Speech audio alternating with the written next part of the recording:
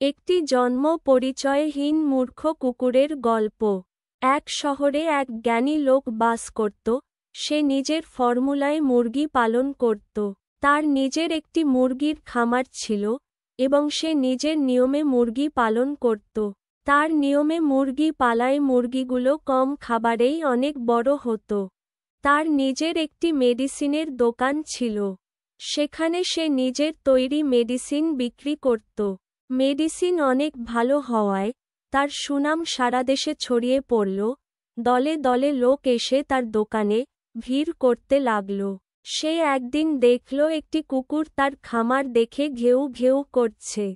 কোনো কিছু না বুঝে অযথাই জ্ঞানী লোকটি বলল, তুমি তো এ ব্যাপারে কিছুই জানো না, তাহলে অযথা কেন ঝামেলা করছ? তুমি চাইলে আমার ফর্মুলা নিতে পারো। কুকুরটি পরের দিন শহরের লোকজন ভিড় করল। সবাইকে বলতে লাগল, আমি সত্যি কথা বলছি, তাই জ্ঞানী লোকটি আমাকে হত্যা করতে চায়।